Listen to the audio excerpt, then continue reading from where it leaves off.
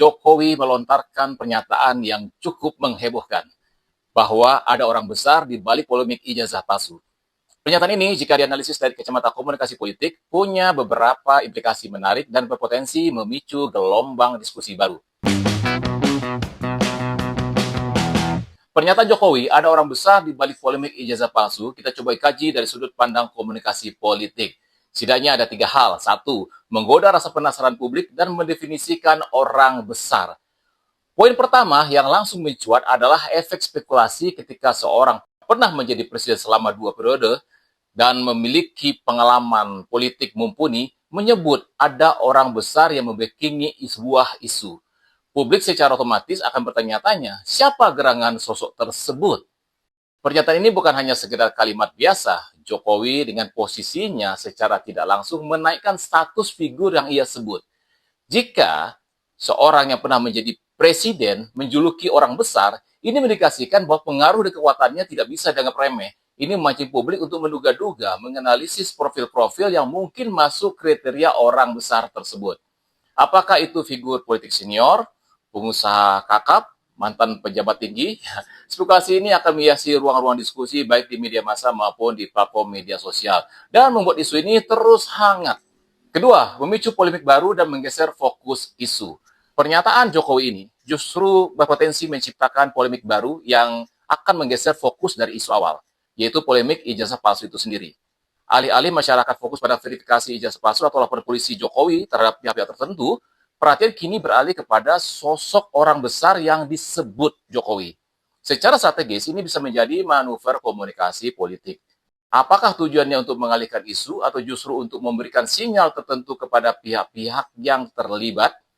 Yang jelas, pernyataan ini memastikan bahwa isu ijazah palsu tidak akan meredup begitu saja. Malah ia mendapat suntikan energi baru dengan bumbu misteri dan kekuatan tersembunyi. Isu pun menjadi bergulir dengan dinamika yang lebih kompleks. Bukan lagi sekedar soal ijazah, tapi juga tentang kekuatan di balik layar. 3. Jebakan bluffing politik. Namun, ada risiko signifikan dari pernyataan ini, yaitu potensi terjebak dalam bluffing politik. Ketika seseorang mengungkapkan adanya simbol atau pihak tanpa identitas yang jelas, ini bisa diinterpretasikan sebagai sebuah gertakan. Jika gertakan ini tidak diikuti dengan bukti atau langkah konkret, di kemudian hari kredibilitas pernyataan tersebut bisa dipertanyakan. Mengungkapkan bahwa ada orang besar tanpa detail yang lebih lanjut bisa menjadi pedang bermata dua. Di satu sisi, ini bisa membuat pihak-pihak yang merasa tertuduh menjadi was-was. Di sisi lain, jika pada akhirnya tidak ada pengungkapan atau tindakan yang membuktikan keberadaan orang besar tersebut, pernyataan Jokowi bisa dianggap sebagai strategi komunikasi yang hanya bersifat menakut-nakuti atau mengalihkan perhatian, bukan sebagai upaya serius untuk membongkar tuntas masalah. Ini bisa mengurangi bobot politik dari pernyataan tersebut di mata publik. Jadi, pernyataan Jokowi tentang adanya orang besar di balik polemik ijazah palsu adalah sebuah langkah komunikasi politik yang cerdik, namun berisiko. Ia berhasil menciptakan rasa penasaran, memicu polemik baru, dan menggeser fokus isu. Namun, tanpa tindakan lanjut atau pengungkapan yang jelas, pernyataan ini bisa saja terjebak dalam gertakan politik yang justru merugikan kredibilitas. Kita tunggu saja apakah orang besar ini akan benar-benar terungkap, ataukah ia akan menjadi misteri yang menghiasi narasi politik kita. Baik, sekarang kita sambungkan benang merahnya. Sebelumnya, Sylvester Matutina menyebut ada Partai Biru sebagai dalang di balik isu ijazah Jokowi, dengan Roy Suryo disebut hanya sebagai pion. Nah, sekarang Jokowi sendiri melontarkan pernyataan yang tak kalah menghebohkan. Ada orang besar di balik polemik ini. Secara otomatis, pikiran publik akan menghubungkan dua pernyataan ini. Ini dia analisisnya. Kembali ya, ada beberapa hal. 1, orang besar dari Partai Biru ini menjadi teka-teki. Ketika Sylvester menunjuk Partai Biru dan kini Jokowi menunjuk orang besar, ya, publik yang notabene adalah detektif-detektif amatir ulung di ranah media sosial akan langsung mencoba merajut kepingan teka-teki ini. Pertanyaan pertama yang muncul adalah, apakah orang besar yang dimaksud Jokowi ini berasal dari Partai Biru yang disebut Sylvester? Pernyataan Jokowi ini seperti membuka pintu spekulasi yang lebih dalam. Jika sebelumnya fokusnya hanya pada partai, kini ada dimensi personal yang ditambahkan. Publik akan mulai mengasosiasikan, mencari tahu siapa figur-figur besar yang memiliki pengaruh kuat di dalam Partai Biru tersebut.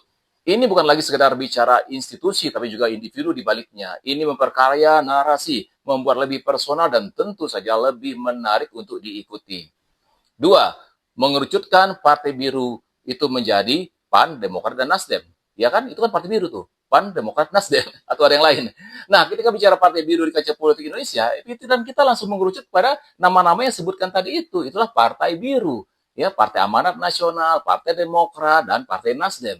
Pertanyaan selanjutnya yang muncul di benak publik adalah apakah salah satu dari ketiga partai ini yang dimaksud Sylvester, dan jika iya, apakah orang besar yang disebut Jokowi berasal dari salah satu partai biru ini? Spekulasi akan bergeser dari sekedar warna menjadi nama partai. Setiap partai ini punya tokoh-tokoh besar dan punya sejarah serta dinamika politiknya sendiri. Publik akan mulai memelototi tokoh-tokoh kunci di masing-masing partai, melihat rekam jejak mereka dan mencari potensi motif. Ini adalah momen di mana analisis publik menjadi liar, kemudian mencoba mencocokkan potongan-potongan informasi yang ada. Tiga, membedah afiliasi. Nah, afiliasi ini dibedah kemudian memunculkan spekulasi. Ketika Partai Biru dikaitkan dengan orang besar, spekulasi politik akan mencapai puncaknya.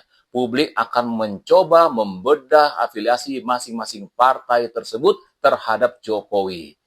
PAN, meskipun secara resmi berada di koalisi pemerintahan, dinamika politik PAN seringkali dianggap abu-abu atau lebih fleksibel dalam beberapa isu. Adakah tokoh besar di sana yang punya agenda berbeda? Nah, ini jadi pertanyaan.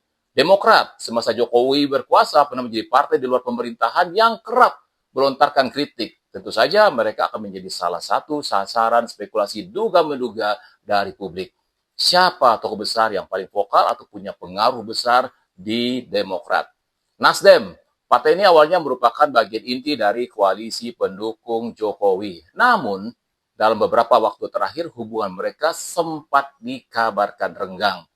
Mungkinkah orang besar itu justru berasal dari lingkaran yang dulunya dekat dengan Jokowi?